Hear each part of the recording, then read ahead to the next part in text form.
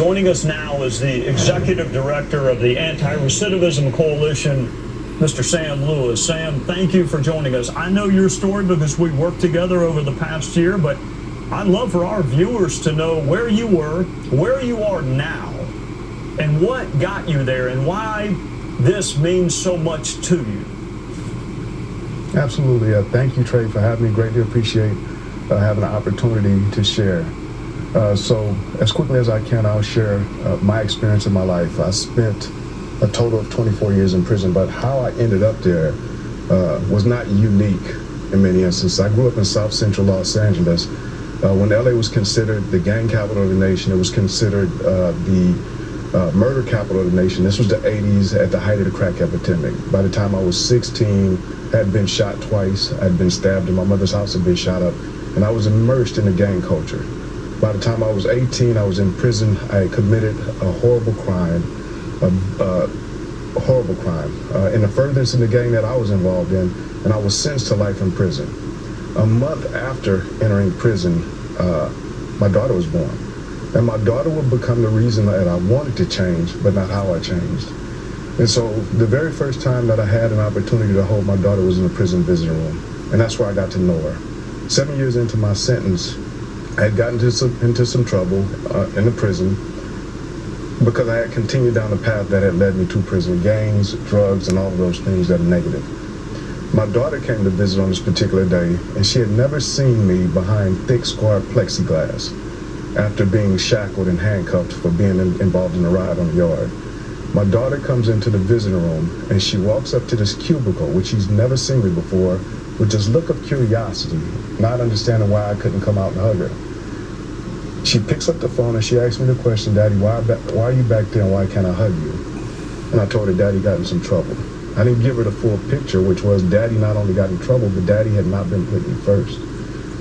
She simply asked with no judgment, "Can you not get in trouble anymore so when I come back I can hug you?" In that moment I wanted to change, I just didn't know how. Fast forward a total of 24 years of incarceration and 9 parole hearings. I was found suitable, and I came home from prison. But during that 24 years in prison, I had the opportunity to go to college, which cost the state nothing, and I was able to participate in various programs such as alternatives to violence, anger management, victims offenders education groups, to understand the impact of what I had done and how it impacted my community.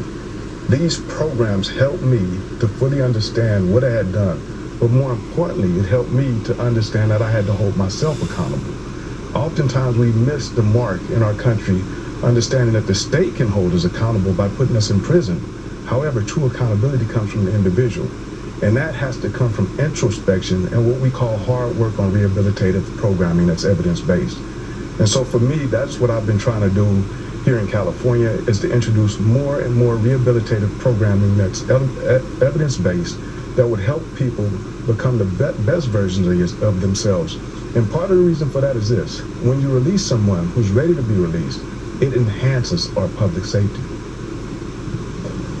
You know, Sam, I'm sure our viewers are sitting here thinking, he's a leader in the reentry programming in California, maybe even statewide.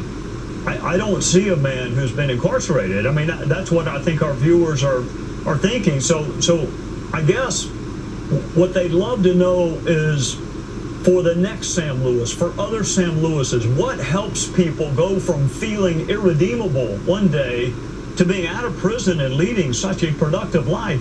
What is it we need to do to get from one to the other? So it is my opinion, based on both my lived experience and the work that I've been doing now going on 11 years, is that we have to provide the programming inside our facilities to help people become the best versions of themselves. I'm not unique. I'm not a unicorn. There are thousands of people like me that have re-entered society and that are doing great work. I have an entire staff that we call the Hope and Redemption Team, a team of former life prisoners that go back into state prison and facilitate rehabilitative programming while holding people accountable for their choices, the bad choices that we made that led us to prison. The problem is we don't put enough investment in people in prison for them to change. If we could provide robust reentry programs, robust rehabilitative programs while in prison, This prepares a person to re-enter society and to enhance our public safety in our communities.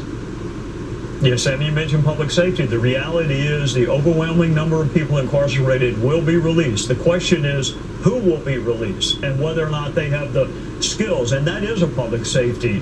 That is a public safety issue. Sam Lewis, what a story of redemption. I know the judge made you think you were irredeemable, but what a story of redemption. And thank you for joining us on a Sunday night.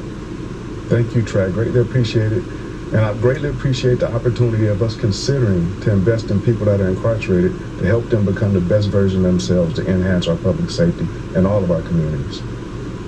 Sam Lewis with the Anti-Recidivism Coalition in the great state of California. Thank you, Sam. Thank you, Trey. Coming up,